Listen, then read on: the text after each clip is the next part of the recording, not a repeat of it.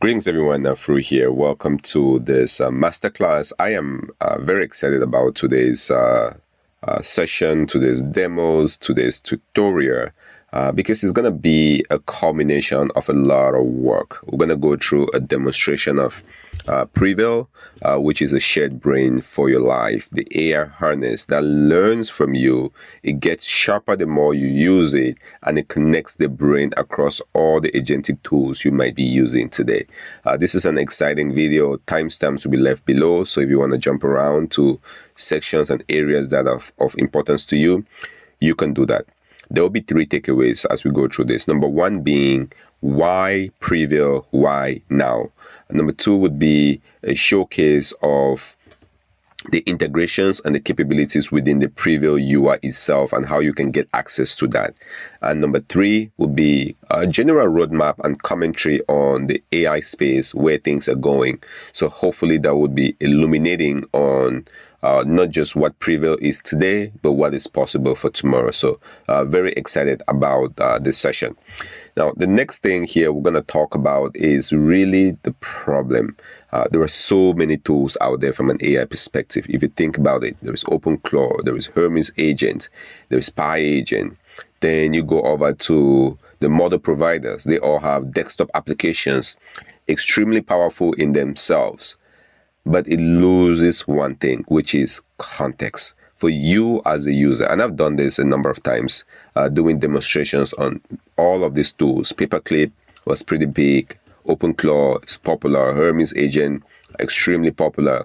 But if you're bouncing across all of these different systems, what you end up with is just silo. You have information that is relevant to Hermes, but missing from Paperclip.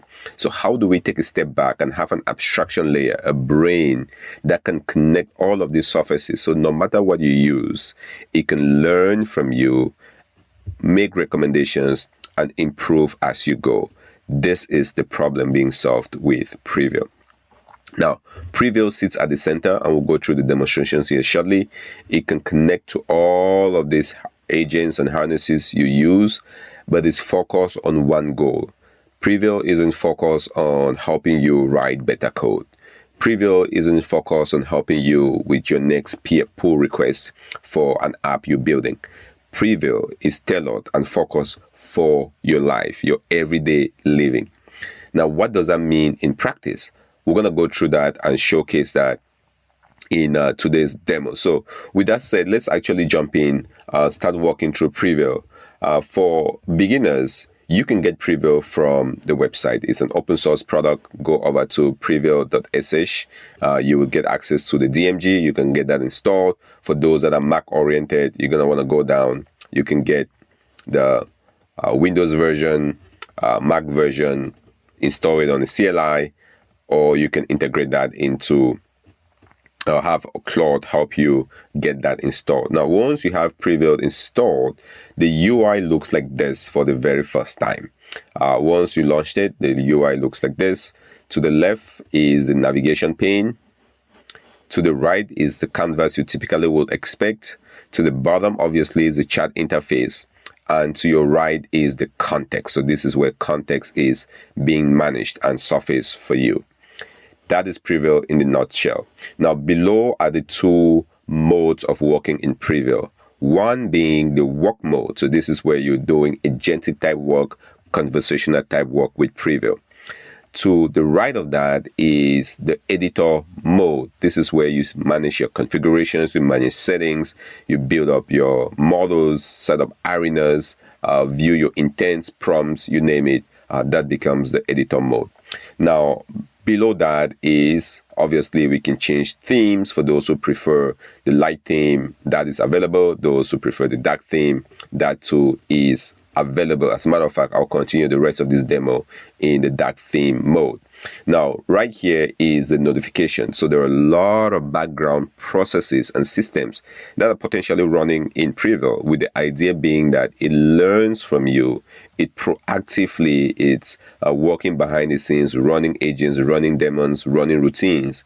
And those are all transparently visible for you right here. As a matter of fact, right now, there is a background process running, which is an automated backup of the system, which does this daily. So you can back up your entire Prevail system daily. That's actually working in the background right now. Here too is domains are being run, and this is actually a benchmark being run, which is about 97% complete. You have visibility to that in your activities tab. Now, on the far bottom side of the screen, you will see some ribbons. One surfaces the fact that this is a sandbox environment. And for those of you that maybe want to play with Prevail and not ready to put your data in there, or haven't taken the time to create your own domains, which we're going to talk about, there is a sandbox environment that provides synthetic data and scenarios for you to get familiar with Prevail. Now, above that is the visibility on the security. So this tells us that there is Prevail is now cloud connected, and cloud models are available. So you can use models from OpenAI, Anthropic, or Gemini. But if you prefer to not use models from those providers and you want everything 100% local, then you would not be in the cloud connected mode. You will be in a different mode within Prevail called the bunker mode. So privacy and security primitives are there, and you get to decide how to use those. To your right is the vault. So the vault is the fundamental concept behind Prevail, that everything belongs to you. All the data, all the experience within Prevail is folders within your systems, and you can choose to lock down that folder for Prevail to have access to just one folder, or you can keep it unlocked and Prevail can have access to your entire system, depending on what level of autonomy and control you want to give Prevail. So that option is available. To your far right is the active version. Now, let's jump into some key concepts within the work area, and then we're going to switch over to the editor mode to show some settings and configurations that are available. Now, the key thing within the work area is the user profile. So there might be 1, 2, 3 or so people using Prevail in your setup, and having this concept of profiles becomes very important.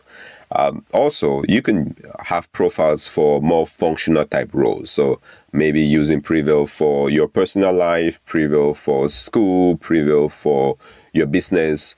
So having this idea of profiles becomes very refreshing. Now, I'll go into manage profiles. There is no limit to the number of profiles you set up, and each profile you set up is essentially a pointer to a file system.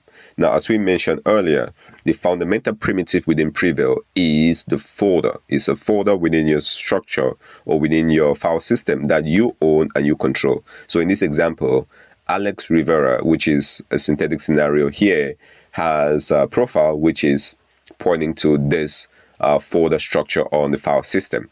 Now, there is FruDev that has a profile pointing to their own vault, and this folder is called the vault within the file system. I'll go through to showcase that here shortly. Jane Doe, who is also another profile here, has their profile pointing to their own vault. Physically, these vaults are separate and maintained differently. Now, to switch between profiles, you can switch from Alex to Jane with a simple switch.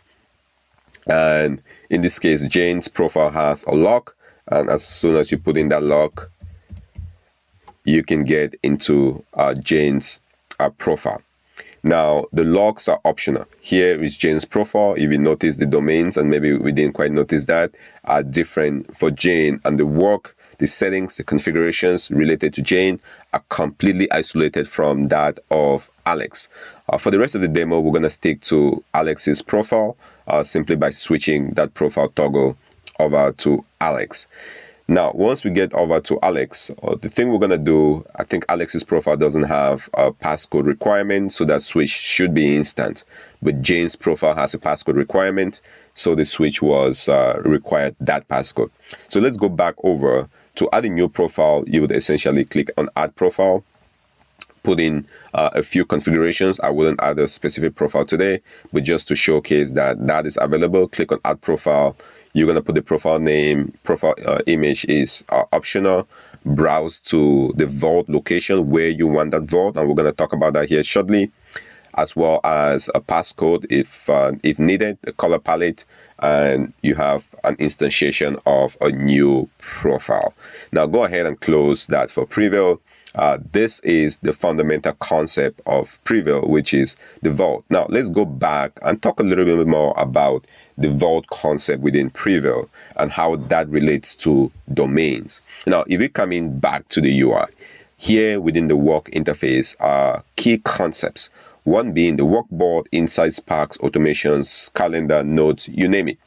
Below that are domains. Domains are the fundamental primitives within Prevail. If you think about how work is done or how you live your life, for the most part, it usually congregates around this domain. So think about your health. That would be a domain. So you want to come in, ask and answer questions against your health. This becomes a domain.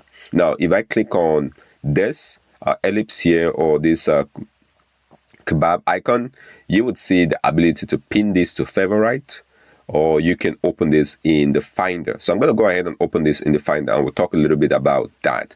Now, this is opened up into the Finder, and here you would see that Prevail at the fundamental level is a way for you to manage structure on your file system. No more, no less. No databases, no relational databases or complex structures for you to manage. It's a folder. Demo Vault, which we saw a little bit earlier, two things that are available within that: your data and the build. Now, your data, if you navigate through that, supports applications, which we'll talk about that here shortly, and domains. Each of those domains are essentially folders within your file system. So here is the wealth domain, your travel domain, your tax domain, if you want to manage insurance, your health domain, maybe fitness, nutrition, career, you name it. These domains, whatever those domains means to you, and that's the one work you have to do, thinking about what domains means to you. Prevail essentially help you manage that on your file system. There is no database, there is no complex architecture. Tomorrow, if you want to move from Prevail, you have all the data, you simply copy this folder, put it on a thumb drive, and you're on to the next big thing. That is the thesis behind Prevail. Now, once you come in, every vault will have the data, and then there is a build. The build is essentially the metadata that makes the Prevail app runs. So in the build, you're going to see the benchmarks that are run, the ideal state, profile, logging, metadata, a bunch of tasks that runs behind the scenes with some JSONs and JSON-L. That is it. So 3 file formats: your markdowns, your JSONs, and in some cases you would have JSON-L for, again, making the UI run. Now, the most important aspect of this would be your domains. Your domains. This is your data. So I'll browse into one specific domain here called wealth, and we're going to talk quite a bit about the wealth domain as well as the career domain, just because I think most people will relate to those domains. Now, if you think about you managing your wealth, optimizing your wealth, getting your wealth documents in place, having perspectives on how to maybe optimize that from an AI, then you will go into your wealth domain. There is the idea of data. Within the data, this is where all your statements, your banking transactions, what's happening with your wealth, analysis, synthesis, all of that gets persisted from a wealth perspective. If you go over to insurance, the same applies, the same structure. You will go to your insurance data, your policies, the renewal date, whatever information you can dump in here, whatever context you give it, the richer your result and usage of Prevail will be. So that said, let's switch back over into the app now that we've seen the UI to see what this looks like. So on the front side, we've talked about this idea of domains. Essentially, domains are pointers to folders that stays or resides within your file system. That is the power of Prevail. And what this gives you is maximum portability. Not happy with Prevail today? You can copy over your folders and bring it to Claude. You can copy over those folders and bring it to Gemini. You can copy over those folders and bring it to whatever model you want. Prevail simply puts a nice UI on top. At least we hope it's a nice UI. So here are those domains. Of course, you can pin your favorite domains that will show up in here. If you're not happy with a particular domain, over time, you can come in, say Homestead. If this isn't important to you, you can go ahead, archive those domains, and it doesn't show up here in your UI. It will take that eventually behind the scenes to not show up here in your UI. Let's try this one more time. All right, archive that. It wouldn't show up here within your UI. So that's domain. The next thing besides domain, the next construct is this idea of the applications. So applications are key within Prevail. And to illuminate on these applications, I'm going to go back one more time into the editor mode, and we'll spend some time in there talking about applications. So in the editor mode, if you scroll down, you will see connections, and there is a tab in here for apps. Your life revolve around the apps you use every single day. For most people, it might be Google for your calendar, your email, your messages, your file storage, you name it. For others, it might be your hiking, using all trails, OpenTable for the reservations, Notion for your task management and productivity, you name it. There are thousands and thousands of apps you interface with every single day that has context about you. So if you're going to come into an AI interface to chat and have a conversational experience or an agentic experience, how do you bring this context to you to maximize that? And this is where these apps comes into play. So think about for a user that maybe banks with Bank of America, have their statements in there, their wealth posture in Bank of America as such. So now what Prevail allows you to do is to come into this experience, have the AI understand this application, if you go to find the best way, and have the connectivity to go out and download data from that information to enrich your vault. So this is a fundamental construct within Prevail. If you have the domains, which are canonical areas of your life, vault of the apps are essentially the data that powers your domains. Here, you will have the Bank of America as an example. It has an ideal state on why you use this account, how you would use it. Prevail can help you drive the ideal state. There are skills that will help you go out and reach out to this account to grab the data using AI, MCP, browser automation, a little bit technical, but those concepts are available. And then the overall connection that supports this. Now, I'll go back to one which I think most people will relate to, which is Google. This is kind of the 101 of integrating AI into your life. Most people use the Google ecosystem, their Gmail, their calendar, their Drive, their documents, their SharePoint, you name it. So here you come into Google. If you already have a Google account, authenticate into that. Have an ideal state on why you would connect to Google, the skills and such. Now, once you have this connected, I'm not going to go through the connection here today. Behind the scenes, Prevail will run to synchronize any of the data sets you've connected from the different sources into your vault. Now, going back to the vault, here, the apps, so you have your domains within data, domains and apps. All of your connected apps will show in here, and as they refresh, their data is persistent. Now, it's very important to double click on this because there are two concepts with AI. One is you will go out to the systems, extract the data, and bring it into your own context. That's number one, and that's really where Prevail leans. There is the other school of thought, which is you will connect to these systems using MCP and interrogate them on demand when you need it.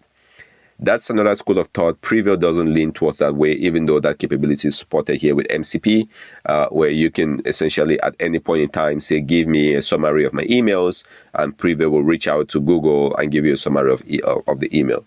The alternate approach would be to have a job that runs every day or every night or so, summarizes and downloads every relevant information from your emails, persist that locally, and have your AI chat with it locally. So there might be situations where you would prefer going through the MCP route, but in most cases, synchronizing and bringing that data to your local file system becomes key. So that is the concept of apps within Prevail. So back into the UI, again, we're going to go through a more detailed demonstration of apps. You now have your apps and your domains that brings the entire context to your usage of AI. Now, we'll double click on that a little bit more once we get into the canvas area. But just to close up the loop on the navigation pane here to the left would be the work area. So three things, or a couple of things to call out here, which is number one being the work board. Behind the scenes, this is a Kanban view of the work you do. For most people who are not maybe Kanban oriented, don't care for a workflow like this, you can essentially use Prevail just from a chat experience and ignore that. But for others who maybe prefer this view, Prevail gives you a way to delegate, manage, create, and assign tasks either to yourself or to your AI or your agents. I think most people will call it so, to do work. So in this case, again, this is all synthetic. You have a bunch of tasks which you can move from doing to done to in review, or put it in the icebox when that task isn't relevant. Now, there are views here for you as an individual, and there are views for things that are assigned to the agent. In most cases, you would want to delegate tasks. So, for example, prepare for a mid-year review. If this is a task, you would see what this task is, you see what the priority is, the details of those tasks, and you can chat with an AI about this task. So open up the task. There is something here that needs to be done. What does it mean to prepare for a mid-year review for somebody who is thinking about their career? Now you have this prompt, you have the question, you can have AI help you figure this out.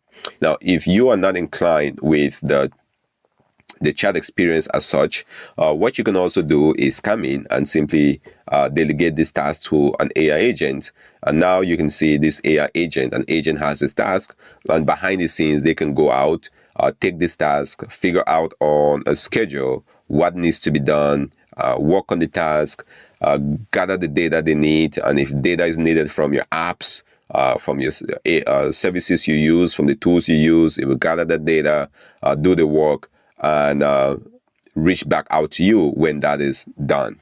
And if things are overdue, things are past due, this will be all surface for you. So there'll be a more detailed video on workboards in particular and how to use this for your life, but a very powerful capability. Below the workboard is the insights. Now, Prevail continuously learns behind the scenes to surface insights for you. If you have all the context across your domains, across your apps, if they all live within the file systems and you don't learn from that and you don't get insights from it, it potentially misses the point. So Prevail has daemons. In this case, I have some dismiss tasks in the past. There's one actually learning right now. You can see it's in learning mode. Some new tasks could come, but behind the scenes, it will learn, and these tasks were dismissed previously, and suggest for your apps, the health domain has no data. So there's a suggestion here to connect an app to sync your health data. Well, what apps do you connect? You can see why this is needed. You can now connect your Fitbit data, your Garmin data to update your wealth or your health domain. So Prevail notices where there are gaps, and it would surface those for you to take action on them. In here, it would say fitness.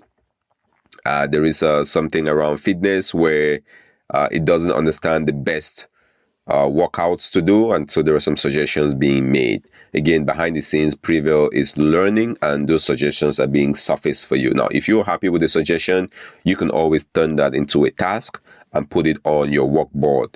If you're not happy with the suggestion, you can go ahead and dismiss those suggestions until the next suggestions come in. So you essentially have somebody, a sage, a vizier or something behind the scenes, just looking for blind spots, opportunity areas, and making those insights and recommendations for you.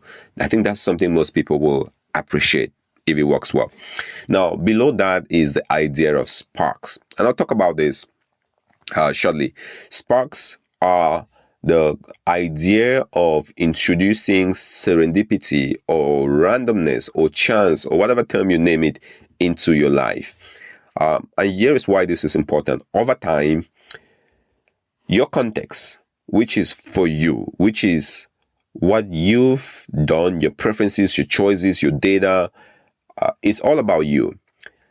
The challenge with that is the potential for it to create a bubble, for it to create an ecosystem, an echo chamber where you get the answers you want because you've given it the questions you think about, and there is no way to break out of that. So having a spark in here as a top level construct within Prevail is key. And you can see there's a roll of the dice. I'm going to go ahead and roll that as we speak, where you can choose how many questions you want or how many sparks you want. And Prevail will go out, use an ensemble of models, randomly come up with insights for you to maybe learn something you haven't learned before, be exposed to a concept you have never been exposed to before, with the spirit being that if you do enough of this, that bubble, that echo chamber that might form just because you have your own data, your own context, and you're just working within your own knowledge, new things could be introduced. In here, it's using Llama 3.2 to talk about the great attractor. Maybe this is a concept worth learning about. Biological gleaning. Instead of buying expensive plastic liners, there is XYZ. So there is something here to potentially learn about. And now you can make it into a task to learn about this, turn it into a routine, or you can further explore this concept in a chat experience. So serendipity is such a key aspect with AI that having a way to force that into your life or into your routines becomes key.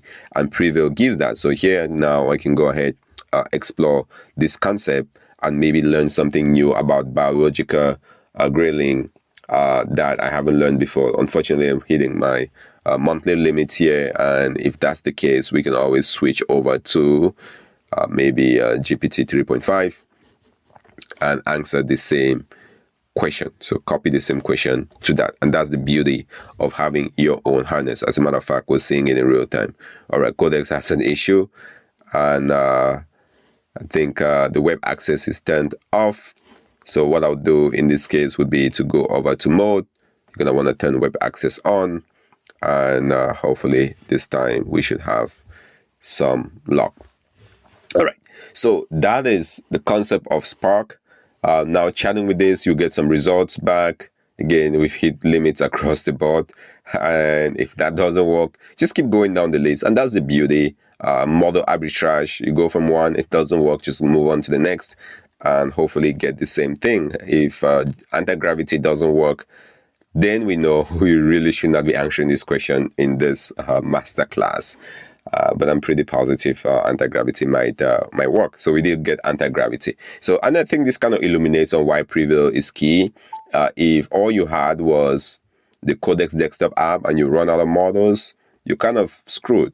Now I can go, you saw me go down the list from not having the Claude models to the Codex models to being able to get the questions answered with anti-gravity. And even if anti-gravity failed, I could just go down the list to maybe an open source model that is hosted and running locally on my system for Olama. That wouldn't be the ideal choice, but that's also possible within Prevail. So back in here, Sparks give you the way to introduce serendipity into your applications. Next is automations. Automations are, there's a lot of talk about loop engineering, automations, not prompting, having AI figure things out for you. You will see your automations in here. These are things that run regularly to update your different domains. So if I pick health as an example, most people who come to AI, a low-hanging fruit use case is a briefing. Can you give it all your health context and have it brief you every morning with an email, with a Slack message, with a Telegram reminder on what you need to do about your health? Did you get enough sleep? Did you have good nutrition? Did you get enough exercises? And so on. Now, for this health briefing to be relevant, you might need to have your wealth domain populated with the relevant health information. Well, if you don't have the wealth domain or the health domain populated with the relevant health information, you might want to sync up your health information from the different apps you use. So it might be Fitbit data, it might be Garmin data, it might be Apple Watch data, you name it, whatever tracker you use, connecting that, bringing the data, making it available for your health briefing is how this all connects together. Your domains, the applications, and the context needed to answer questions for you. So that's the example here of a health briefing. And the loop bots or the automations are not limited to just briefings. There is a tremendous amount of briefing of automations that could be done, and I'll touch on that shortly here when we get into the actual canvas of the chat area. So just hang on to that for a second. Now, next piece here is calendar. As you have automations, you have work items you're doing. Those are all, I think, for those that are more visually oriented on the calendar perspective, surface on a calendar view.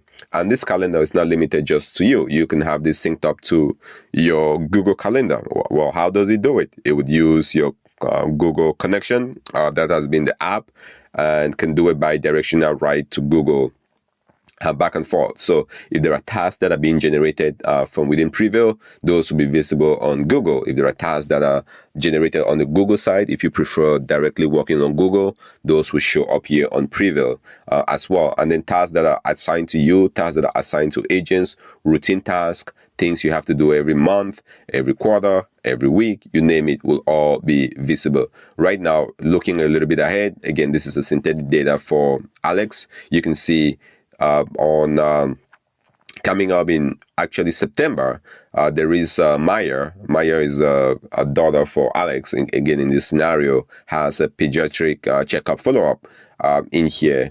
Here you can see the travel for their Thanksgiving, confirming that, and all of that. And now if Alex doesn't want to do this, Alex can go in, work on this task, delegate the task to an agent, and have an agent do this. So they can assign this to an agent for the agent to take this task, work on it, maybe booking, reviewing the emails, reaching out to whoever is hosting Thanksgiving this year to have a conversation about that. This is true autonomy, AI working for you.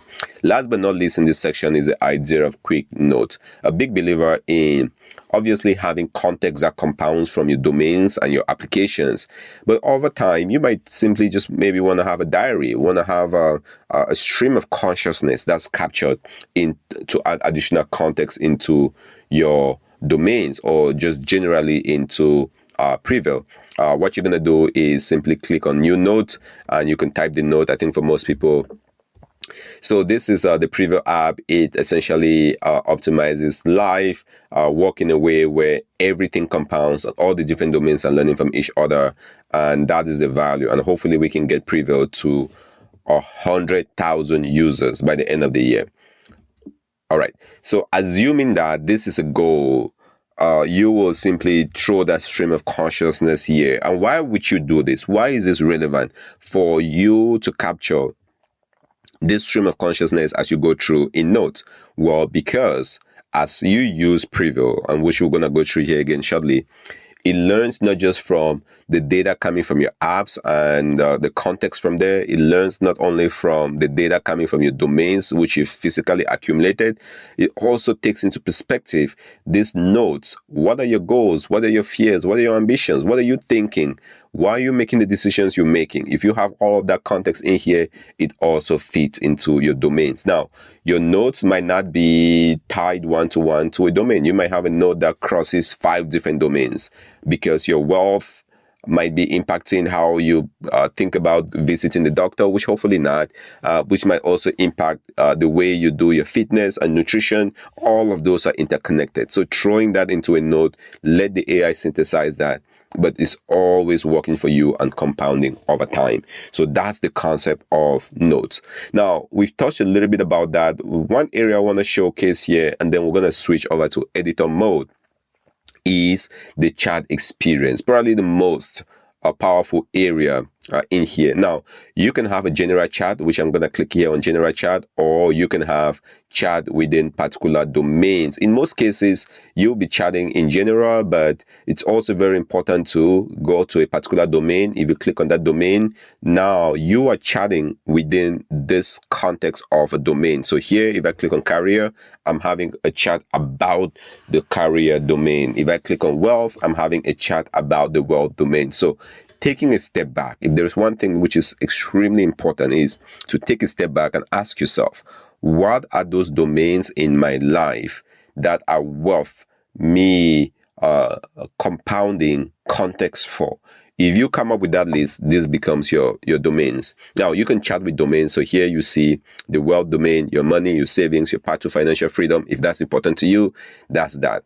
Below, you can also chat with applications. So if I brought in, say, Google, if I click on the Google application, you can also chat with that application. So go over to chat. Unfortunately, Google isn't connected now, so I wouldn't chat with it. But if it was connected, you will have a chat interface very similar to the way you chat with domains, because you just might maybe want to chat with, I'll go back to a simple example here, bookings.com. Assuming you use booking.com significantly, if you have it connected, you might want to chat to say, well, tell me how my bookings the last year. Am I overspending on travel or hotels? Are there any optimizations I should do from a bookings perspective? You now have the context available for you to chat with in the chat experience. So chat is extremely powerful. Now, I will focus the next piece here heavily on the domains aspect of it. So back to the wealth domain. If there is a new domain you want to create, just go over. If you hover here, there is a plus symbol, and this will give you a way to create a new domain. And as we discussed, let's actually do one. Let's create a new domain, call it nutrition. Remember, a new domain is just a folder within a file system. So the moment you hit nutrition, if I go in, open in Finder, you would see there is a nutrition. It's been pre-populated. A couple of things that are necessary there. There is a state, there is a memory, there manifest, there's logging that captures everything within this domain. And as you use it over time, you can be rest assured that all of that context for your nutrition compounds. Now, if you start bringing in data for nutrition, say if you have a nutrition app, there will be a data folder in there. Drop anything related to nutrition. That gives you a complete vault, or in this case called a domain for nutrition. Now, if nutrition isn't your thing, if career isn't your thing, well, what is that domain? For you, it might be your business.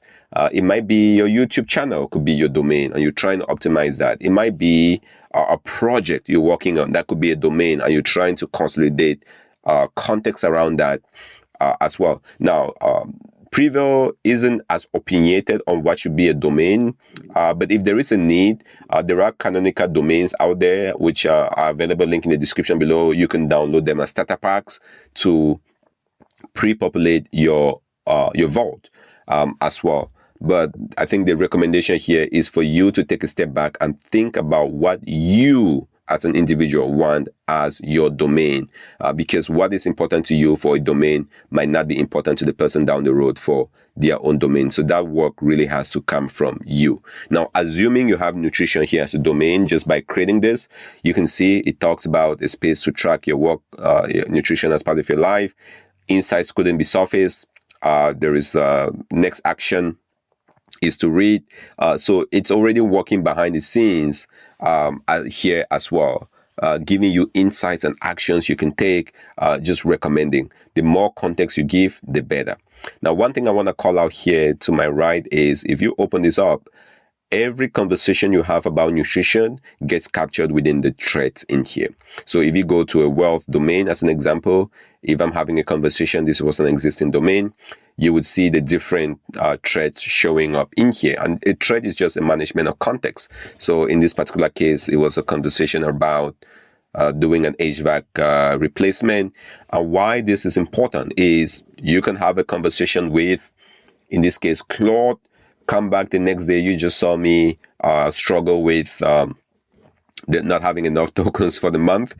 You can switch over to Codex. If you're not happy with that, switch over to open source models.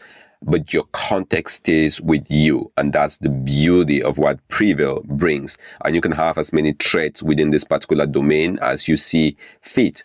All of it, as we saw earlier, persists as files within the file system. Now, going back, in here, I'll do a quick walkthrough of some key capabilities within this chat experience. A very, very powerful experience. So to the top, you will see there is chat. If you pick a domain, to the right of it, you will see there is council. Now, the moment I click on council, if you look down, you would see a list of AI models. So what is the difference between chat and council?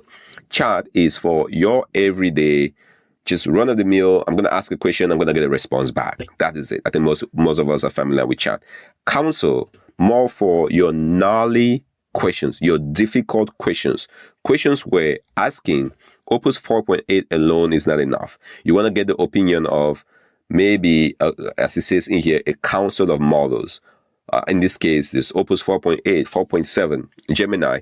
All of these models will take their turn in answering whatever question you ask and then synthesizing that with the judge. In this case, the judge is Opus 4.8 and giving you a synthesized result, with the goal being you have the perspective of more people or more models than one. So extremely powerful. Now, you can obviously add different members to a council as you're going through, or you can click on council, have a preset of councils that have been built for you to use. So in my case, I have a council here of all, I don't want to do all models, that's too much.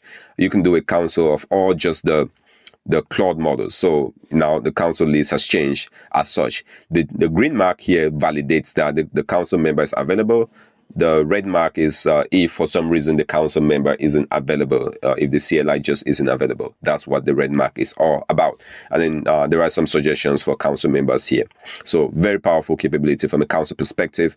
And then you can switch back to chat either by clicking on the chat interface here, or you can go back to chat, clicking on the chat interface to the top right.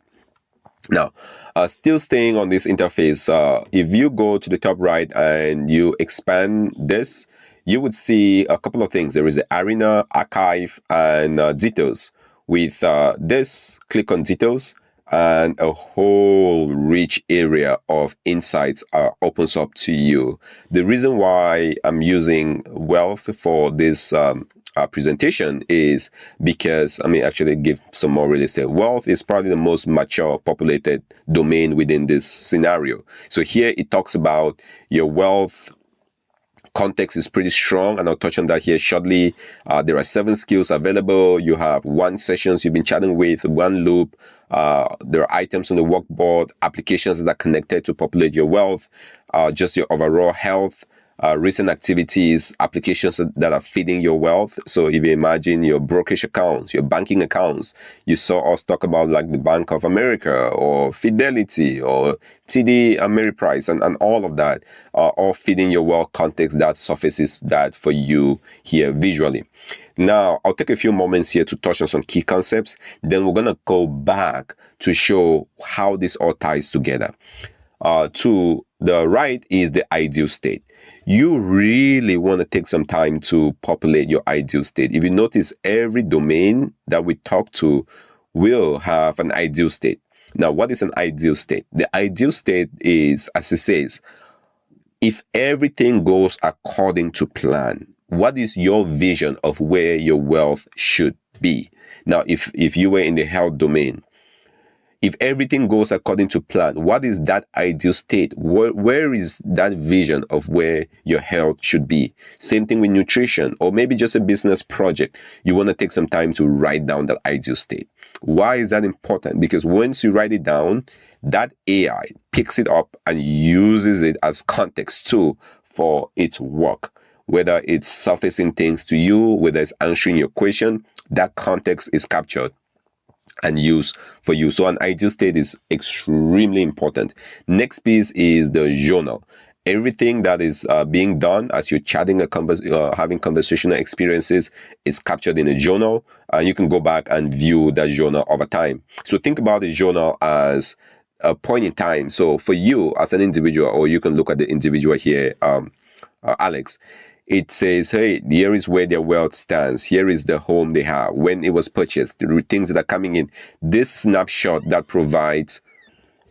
So this has all the context that is needed from the point in time of your wealth. And same thing would apply for, say, your health or your nutrition or your business. If you have a business where at a point in time you want to know your cash flow, your liquidity, your assets, your liabilities, and all of that, those are captured in your journal. And that's additional context for your domains, which all compounds to giving you the true picture of your life.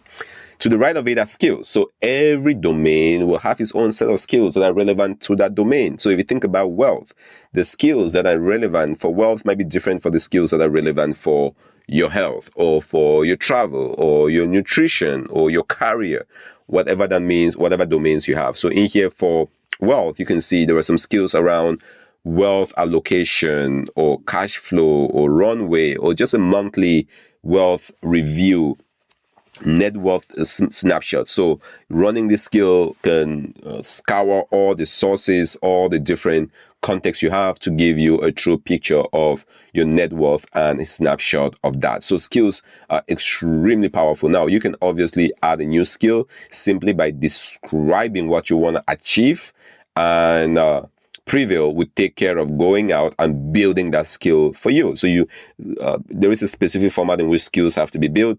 You don't have to learn that. Just describe. Just say, what is it you want to achieve? Let's actually do it. Let's do a skill for wealth growth.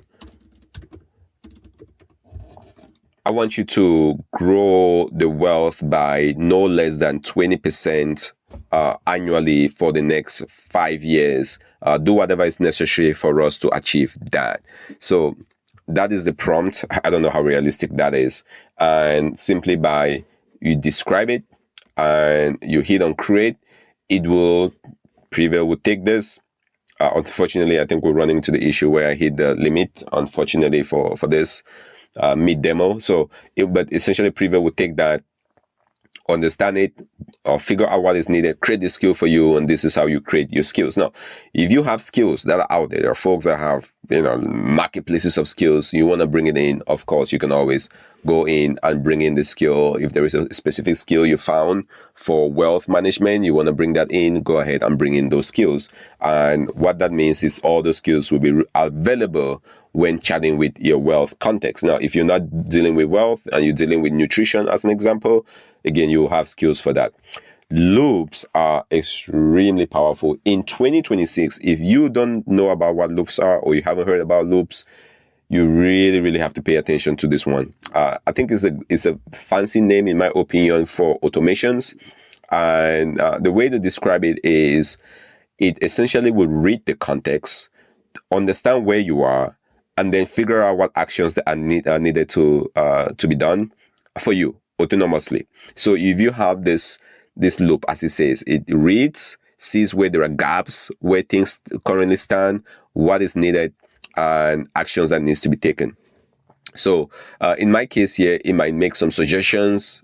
When it runs, it might create tasks, it might ask for approvals, or it might just do things autonomously. So you get to decide what level of autonomy you want to give your loops. Now, wealth, as an example, you might imagine a set of wealth loops. So for the very first time, if you haven't done this, just go ahead and generate the starter packs of loops in here as an example. So for wealth, what are some of the loops you might want? Wealth briefing. I think most everybody, and you saw this particular loop in the automations when we touched on the automation sections not too long ago. So over in automations, we saw loops. Those are the loops that are visible there too as well. So wealth, as an example, wealth briefing. What does this do? This will essentially read your wealth domain, connect to all the contexts, gather data from all the apps that are needed, essentially create the briefing and send that to you by Gmail or whatever means you want. And assuming you have Gmail connected. And how do you have Gmail connected? If you have the Gmail app connected. So you can see how this all comes together. So that is what essentially a loop is, with the idea being this will run regularly. The routine here, this one is running daily. If you want weekly, I tend to have it weekly. But again, that's really up to you. If there is a specific model you want to have process this particular loop, you can assign the model. If there is a CLI or an agent, again, agent is essentially just a model that you want, you can do that. So from Anthropic, we're using Opus 4.8, or you can have Fable doing that. Keep the loop active, or if it's done, you can pause it, mark it as done, and that becomes a loop. So let's look at some other loops to touch on this. So wealth briefing could be a loop. Wealth acceleration could be a loop. What does that mean, wealth acceleration? Do whatever is necessary to continuously grow the net worth. That is kind of nebulous, kind of big, but this is essentially what you want to put in the loop. Why? Because going back to what a loop is, it will read the context, measure where things are, understand what is needed, and take action, either by creating tasks, surfacing things to you, asking for your approval, or working autonomously. In the ideal world, if we get to talking about ideal state, this should just work behind the scenes. There's no reason why you can't wake up in the morning and have an agent or a loop that just looks at all your wealth positions, synchronizes data from all your applications, which we've seen a little bit earlier, gather the data, figure out what's needed, and just not just recommend to you what investments to make, but it can potentially go out and make those investments and keep working until your net worth gets to where you want it to be. Some people will say, well, that is not possible. But to be honest with you, it's more possible than we think. And that is the power of loops. So wealth acceleration, investment loops, opportunity detections. Are there things, blind spots that you should be aware of? Maybe looking at tax laws, looking at investment opportunities across stocks, startups, businesses, real estate, you name it, surfacing that for you. You can have a loop that works as such. Well, what specifically would this loop do? You don't have to tell it what the loop should do, right? You just are giving it an end state and the loop again going back. And that's why it's very important to wrap the head around what the loop is. It will read, measure, understand, and create those tasks for you. As long as you set up this loop, you should be getting tasks assigned or things brought to you, not the other way around. So it says flag opportunities, pass or pursue opportunities with a clear thesis. So that's essentially what the loop is. There's going to be more detailed discussions about loop as I think this is becoming more and more popular. But the concept and the constructs are in here within Prevail for you to use. Now, still within the wealth vault, if you go down next, you have tasks that are related to it, which you can obviously see from the general task board we saw here on the right side. Go to the workboard. You would see those tasks available in there as well, and you can move them around or essentially hand them over to agents. We've seen that before. Insights are things that are surfaced again for you as you use Prevail, your context accumulates, it understands from you, it learns from you, it's going to generate those insights. So it's not waiting for you to come in with questions. I think most people are comfortable simply coming in and asking a question and getting a result. But what if the AI comes to you based on what it observes within your vault, what it observes within the prompt you're asking, what it observes within the actions you're taking or not taking, and surfacing those insights for you. So in here, let's actually take a look at a couple of insights. 5 questions worth asking. Your net worth is still 200K by 2028, but you're already at your net worth still reads XYZ, but you're already at this. What's the real number for 2028, right? So it's found a discrepancy in the net worth based on the context. Now I could maybe potentially come in here and ask the question to have a further conversation around it based on an insight that was surfaced by the AI. So those insights are extremely powerful. Coming in and seeing, so in here, this individual, Alex taking a payroll trip, doesn't have enough cash savings, but this is getting surfaced to them. And not only is it surfacing questions, it surfaces next action.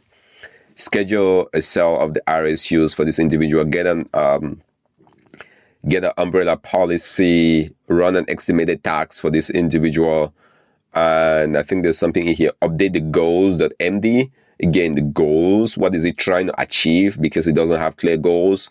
Well, you can either update the goals directly, create a task out of it. Now a new task has been created. If you go to your task, to your workboard, you should have a task added in here, which is update your goals. Now, you wouldn't forget this.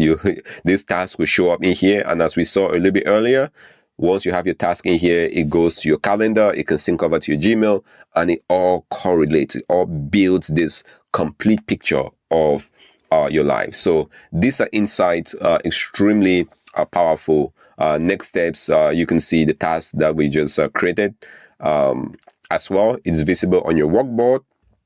Alternatively, you can work on the task, mark it as done if this was done here too as well. or if you just need a quick task as you're doing your wealth review, and ideally you should be doing a wealth review every month or every week. There's no reason why every week you're not like taking some time to just come into your wealth domain and just seeing what the AI is surfacing for you, what there are opportunities, and taking action. And maybe on a monthly basis, you do a more comprehensive wealth sweep. On a quarterly basis, you do a more detailed planning. Right? I think most people might wait to the end of the year, but these are things that proactively, you can now even do it on a daily basis. There's no reason not to do that. Now, we're going to touch on some concepts here that is extremely powerful.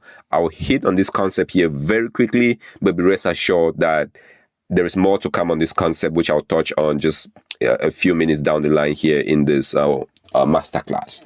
And this is the concept of intent. So I'll click on this. Now, intent shows up in here as part of your insights. What does this mean, an intent? Intent comes from every conversation you have within Prevail. Whether you're chatting from this interface, whether you're chatting from the Claude Code, CLI, whatever conversations you're having is being built in a way that those prompts are captured and understood. So you don't have to come in and say, hey, I'm trying to buy a house. Your question simply might be, what are the housing prices in Phoenix, Arizona? That might be your question. Housing prices in Phoenix, Arizona. Now, Prevail behind the scenes can distill at the meta level, at the higher abstraction level, to understand that, oh, you were actually asking some questions about housing prices in Phoenix, Arizona. Are you trying to buy a house? Are you moving from Phoenix to some other place? Right? So there's a bigger intent behind the prompt. And the goal for this is, can Prevail distill that at a more higher abstraction for you? And so here you see here a bunch of intent for these individuals that have been distilled based on prompts that the user is asking. I'll come back to intent here a little bit longer, but this is a fundamental concept within Prevail, very unique, that is extremely important. Now, we've seen, we've gone through ideal state, journal, skills, loops, work, intent. Let's look at apps. I think obviously each domain will be populated by a series of apps that refreshes the context within the domain. So your wealth domain, in this case, might need data coming from your brokerage accounts, your banking accounts. Those apps will be visible here. You can simply add an app. And if an app has been connected and authenticated, it will show up in here, with the idea being that context from that app also fits into when you're having conversations about your wealth. There's no reason for you to come in and have a conversation about your wealth data and it not knowing about the state of your banking accounts, how much data or transactions you have in your banking accounts or your brokerage accounts or your savings accounts or your credit union accounts. It should know all of that. And that's how you connect the apps in here. And then last but not least is the settings area. This is something where you would not be there every single day, but very important to as well. Each domain has the ability for you to set one model you use within the domain. So in some domains, and I've done some tests on this, where wealth questions, you might be better off using Fable 5. Yeah, Fable 5 is expensive. It's supremely expensive. It's not even funny at this point how expensive this is.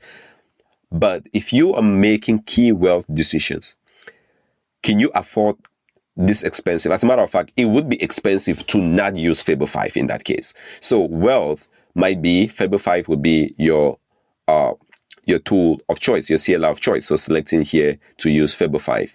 Now, it might be a completely different scenario if I go over to career. Maybe for career, using Fable 5 is pointless. Maybe for career, and I'm just doing a maybe here, now I'm in career, if I go to settings, maybe for career, you want your default model to not be Fable 5, to be Heku, or maybe even anti-gravity, right? You might want it to be anti-gravity for career. So whenever you're chatting with career, you're using anti-gravity. Whenever you're chatting with your wealth, you're using Fable 5, and you can dial in these recommendations as you see fit, and as you use your domains over time, that fidelity becomes extremely important. Now, one thing to be aware of, and I think this might be a question, and I'm still going to come to this. I know this will be a very long presentation here, is if you go into editor, I'll do this real quick mode, go over to the arena. when you run benchmarks, and I'll touch on benchmarks here shortly, so just bear with me for hitting on this quickly. When you run benchmarks, you get to see the performance of your benchmark against the different domains. So it would be very clear for you that based on your benchmarks for career, this model might do better. And I don't have good data here to show, but just imagine that this was all populated. Career might be better off with Gemini, and health questions might be better off with GPT, and insurance questions might be better off with Llama, as an example. Just this insight very quickly can help you dial in what models you use for what domain. So this is not something where you just have to struggle or not know what to do. You literally can be a little bit more scientific on what models you use for what domains and have a backing for that. So that is key. So going back to this detail tabs in here, we've seen settings. So quite a bit of settings. So this allows you to choose your models per domains. It also allows you to choose your frameworks, and I'll touch on frameworks here shortly. So coming on frameworks, you can choose frameworks and lenses at a particular domain. Skills are all available in there by domains. Behavior. One behavior you see me always do is auto-attach state. I'll touch on this a little bit more shortly. So when this is toggled on, it's currently off. Watch below right here. When I toggle this on, it always auto-attaches my wealth state into the context whenever having a conversation. Now, what is a wealth state? Remember, a state is just the snapshot on the most accurate posture of your wealth. So if I'm going to be asking Fable 5 a question about wealth, well, it better know what my current wealth state is, my position of my wealth is, taking that as context into that conversation. Now, if you don't want it, you can always delete that additional context. But in my opinion, for such very complicated questions, the more context, the better as well. So just keep that in mind. So that's behavior. Privacy. If you really want to use just local models, you can. The moment you turn that on, it turns to lock this down. I think I probably have to do a reset here. It will lock this down.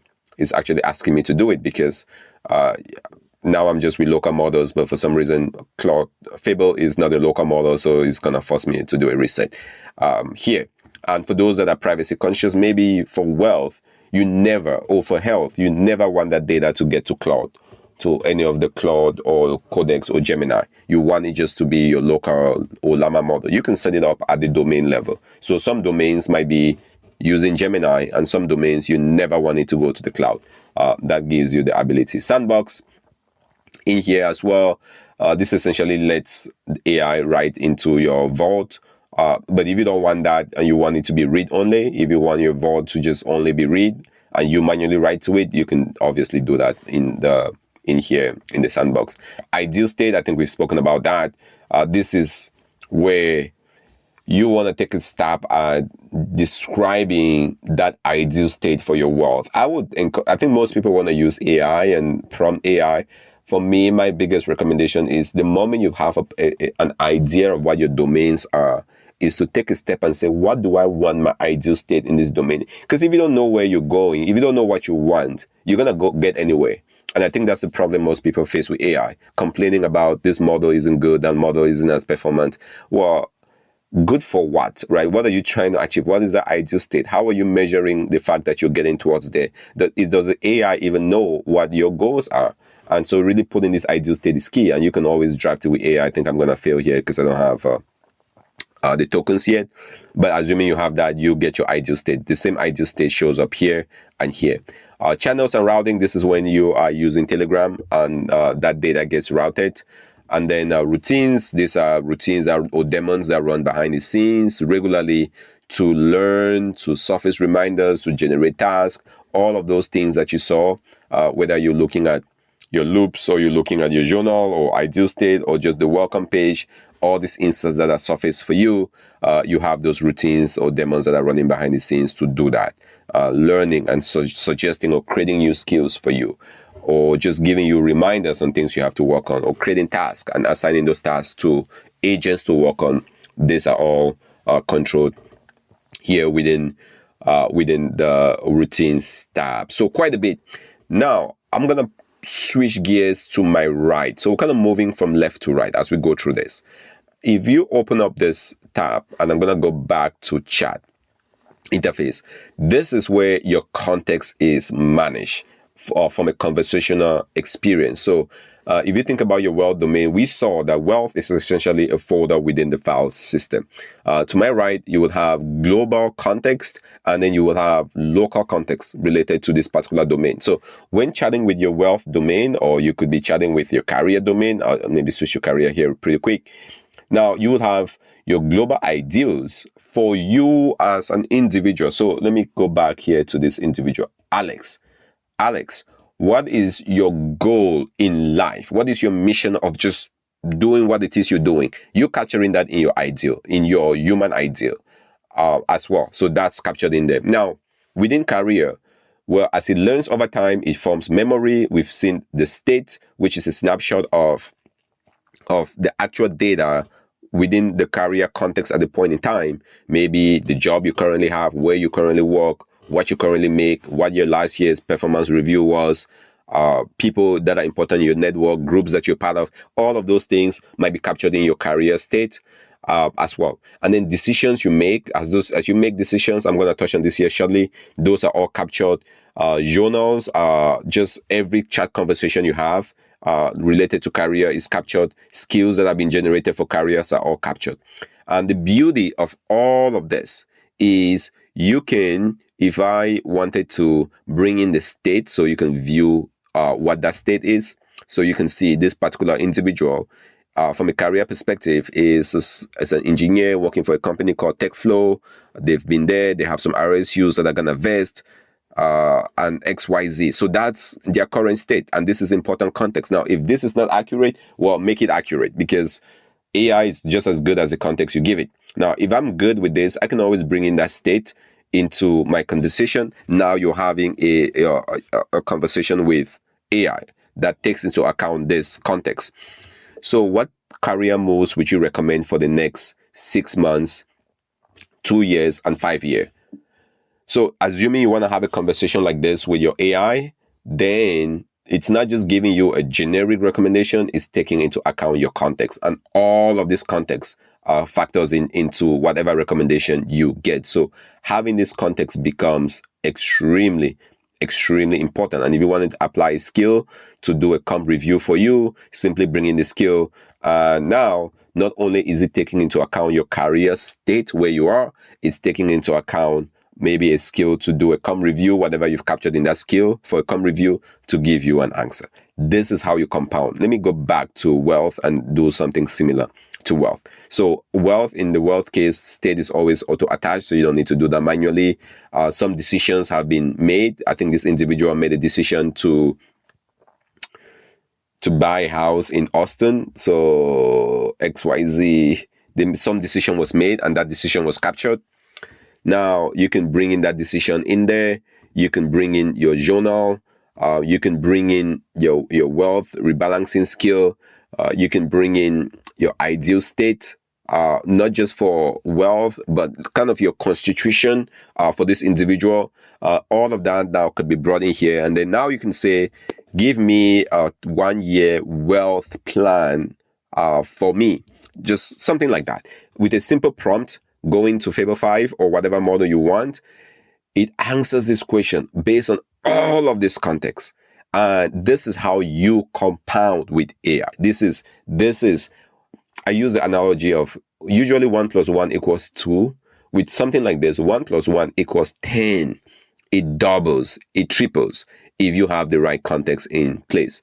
Now, I know I just quickly brought in, and we're going to bounce around here very, very quickly before we keep moving on. I did bring in this ideal, the global ideal. Well, where is that coming from? If I go back over to my editor, and that's why you really have to take the time to set up your context. So over to editor, there is a global ideals in here. Click on this. This is almost called the constitution. And here you see the operating vision for this individual. What is the operating vision as a user? They're building a life that is freedom, depth. So for this individual, they don't care about riches. They don't want to be the next trillionaire. They don't want to be a next billionaire. They are optimizing for freedom.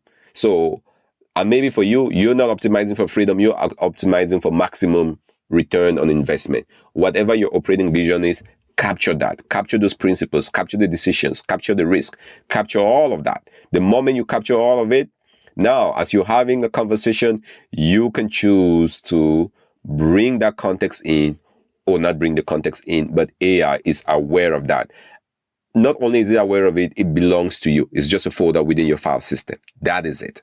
That is it. So we've seen context. Now, one thing to touch on here before we move down to the chat interface is this idea of the context score. And it shows up here as well within the welcome screen. So it says 81 on 100 for wealth. If I switch, or let's switch over to career. See what career says. Career 62 on 100, and I'll explain why. Let's go over to the one we just created not too long ago. Nutrition. You remember we just created nutrition. It was pretty blank. What? 27 on 100. I think everybody will probably agree here that 27 is a pretty low number. Why? Because we created a blank domain. There is no data. There is no context. There are no apps connected. We haven't linked in anything. So it doesn't really know much about it. So freshness, yeah, is there. Density, very low. Coverage, very low. Structured, no. Activity, we've never had any chat with this domain. So it does make sense that the score for this domain is pretty low compared to something like, let's see, wealth. And I've been spending all the time. I use wealth for most of the demos just because I think most people can relate to that. For wealth, if you go in the freshness, pretty good. Activity, yeah, we have some good chatting happening here in wealth. Density, yeah. Coverage, pretty good as well. So having this score, as you take a look at the different domains, could be very powerful. Now, a high score doesn't always mean good.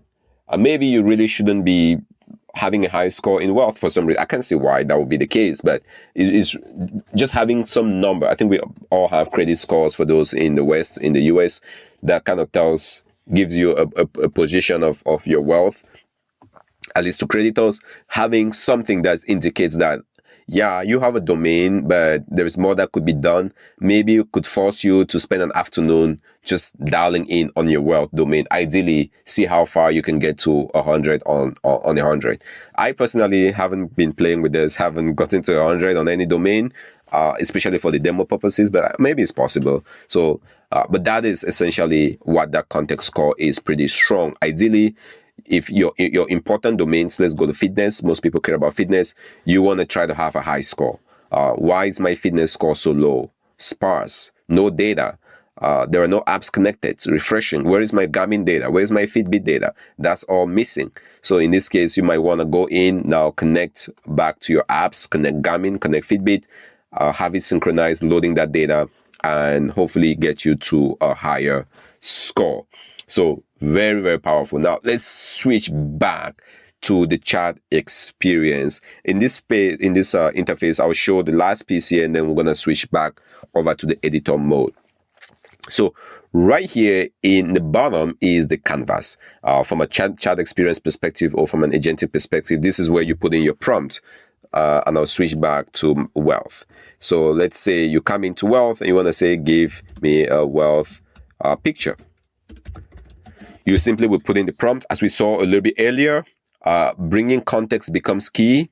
If you want to bring career into this, you can bring in your career context just by dragging that into the screen. If that's not magical, I don't know. If you want to have a wealth conversation and insurance is a part of it, bring in the insurance, bring in the health, bring in learning. Maybe you're spending too much money on nutrition, buying good food, bring that in. Maybe your taxes are just draining your wealth and you need some optimizations. Now, when having a question like this, all of this context comes with you. And that's the beauty of it. It's not just answering the question blind, it's taking into account all of that. You want to bring in the state, go ahead and add the state into it. The richer the context, yes, your tokens will be eaten a lot. And this is where you get to see the tokens in, tokens out, and what's essentially potentially costing you. Might be eaten a lot with this, but for a powerful question like a wealth picture to make good wealth decisions, you get what you pay for, right? And if you're comfortable paying for that, you're going to get good results out of it. So that's the context area that shows up in here from a wealth perspective. And not only does it bring the context as such, it also brings skills. And we saw that you can also go ahead and bring as many skills as you want for it to factor that into answering your wealth question. So let me go ahead and clear this, all of this context we brought in. We're going to clear this. So I'll touch on some other concepts here too as well. Now, once this is clear, as we saw to the right, as you use Prevail, context in, context out is all being captured.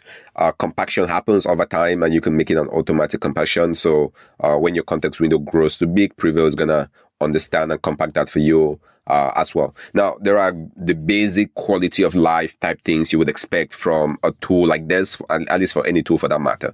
Going back up will bring you your last conversation. Going down will obviously bring you the next one.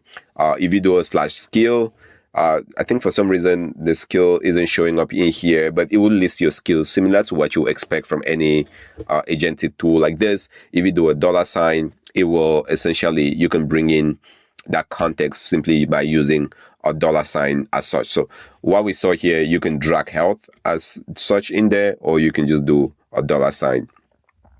/fitness, and it brings that context. So the basic quality of life things are also available in here as well. Now, if you want to import like add files, attach a state, all of those are available. Bring local files to your file from your file system, images, pictures, PDFs, things. Obviously, you can do it as such. Then a couple of things that are pretty unique to Prevail here would be framework. Now, there is the school of thought where you essentially come in, have a conversation without any framework. But you can also have the opportunity to have a framework, and I'll touch on what a framework is. So looking at Bluff. Bluff is a framework that says bottom line upfront. It's the idea that if this model is going to respond to your answers, let it synthesize, let it summarize, and bring the most important item, like that summary upfront, so you can read what it is, and then it can explain later. That's a very common framework known out there, or what's important now, which is the WIN framework. This is more of a preference thing. It doesn't change what the model is going to come back with or what context it uses. It just simply changes how you consume your information. Personally, I love the bottom line upfront. I'm not one to read 1,000 words just to get to the key point if I'm asking a question. Surface that to me, or just tell me what's important right now. Let me go. Or if I'm asking more of a decision type question, should I invest in X or invest in Y? Should I use this tool or that tool? I want to maybe look at the pros and cons for the AI to synthesize it for me in what the pros are, what the cons are, and then a recommendation of what I need to do. So these frameworks are available for you to use. Next is the lens. Now, lens essentially is a way to guide or steer the AI towards a particular direction. So first principles, I think we must have heard about what first principles is. If I'm trying to make a decision about wealth, should you invest in real estate or buy stocks in the S&P? That is a critical decision to make. Well, what would first principles says? Like, forget all my context. How would you approach this from first principles? Or how would you approach this as an alien? Like, an alien is somebody who's never dealt with this before. And the reason why this lenses becomes important is the more you use AI, it's going to build context around you. And context can work for you, and equally, and I've seen this enough, it can work against you. So it's a double-edged sword. It works for you because it knows you and it can recommend what's good for you. But if you've been on, I'll use YouTube here as an example. If you've been on YouTube long enough, you kind of get to a point where it starts recommending, you watch one video and it keeps recommending the same videos, the same types of videos that you've watched. And now all of a sudden, you spend the next hour or day just watching kind of similar videos and you don't break out of your bubble. That is not necessarily good. And something else is happening somewhere and you completely miss that. So having this idea to inject different perspective. What would mom or dad say? What would the contrarian say? What would like somebody who is visionary say to this? So you really have a way to bring some characteristics into your responses. And if none of these are relevant to you, simply turn it off. You can walk and get your answers without this steering. Now, to the right is the mode. You've seen me talk about this quite a bit, where you can turn off web access. It means you can search the web and reach out, or you turn it off. Auto counsel, I'll touch on counsel here shortly. Serendipity, again, randomness, so big on serendipity. We saw that a couple of minutes ago when we talked about going in here to sparking ideas, introducing randomness, like doing something unexpected, forcing the model to not just give you what you want to hear, but to tell you something that you maybe need to hear and you just don't know that. So that's very important. Saving history, I don't see, there's no reason why this should not be on. Every conversation you're writing into Prevail gets saved and it builds your context over time. Incognito mode, you want to turn incognito mode usually where it ignores every context. So if I go in and let's actually go this way and bring in some decisions into it.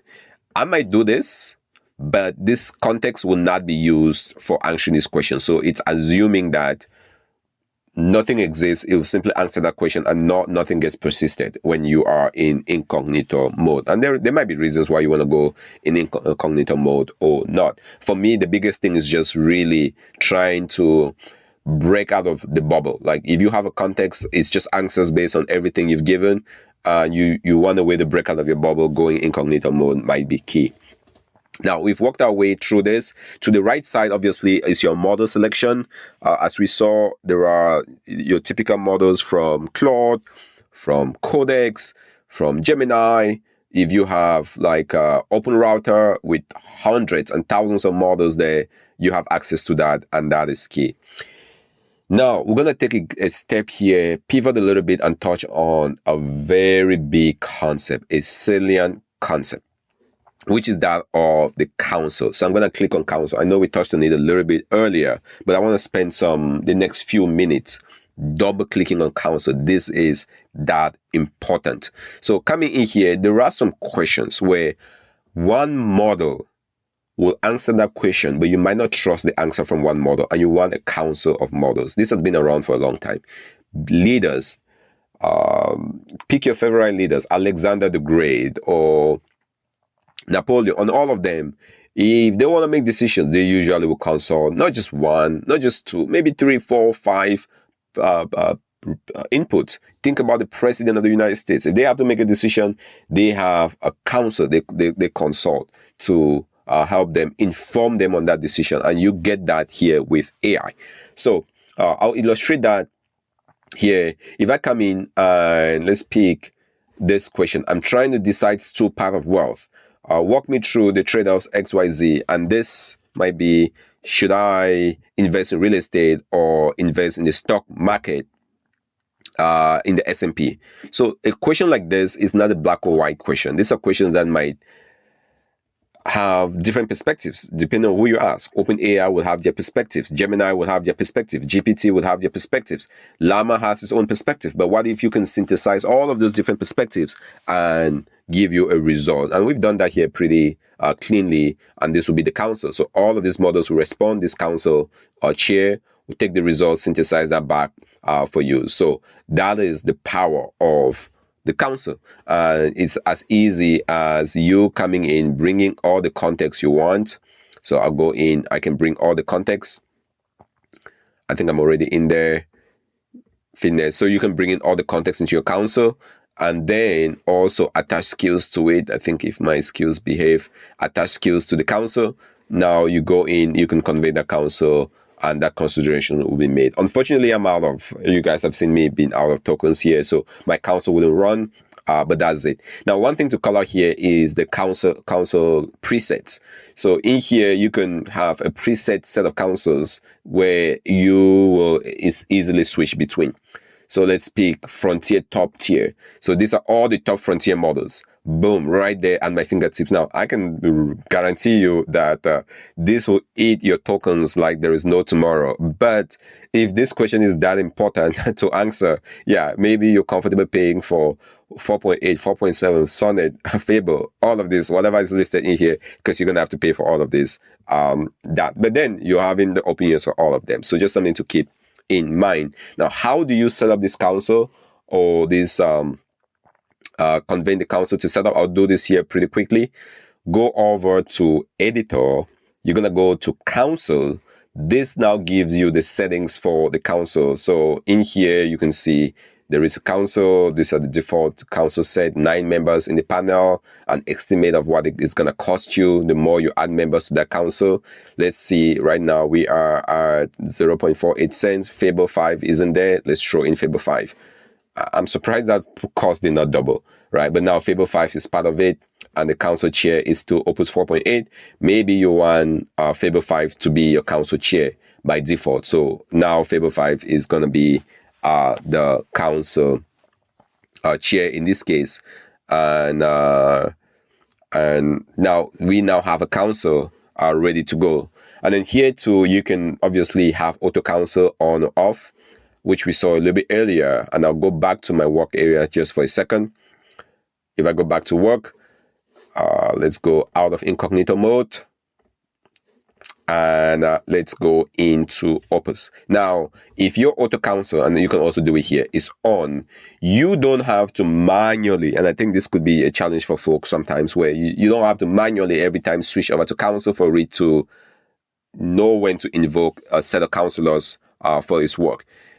If you have auto council on, it will detect based on the prompt you're writing and say, oh, this is a complex question where a counsel's opinion might be worth asking, and it would like trigger the council mode for you.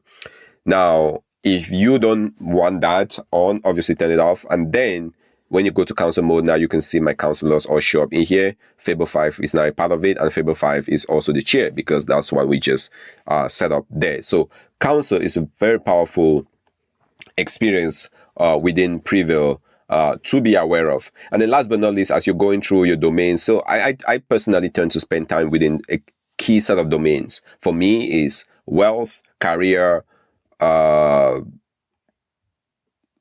travel, and then business. Business doesn't show up here in my actual setting. This is not my actual setting, but those are the domains I spend majority of time in.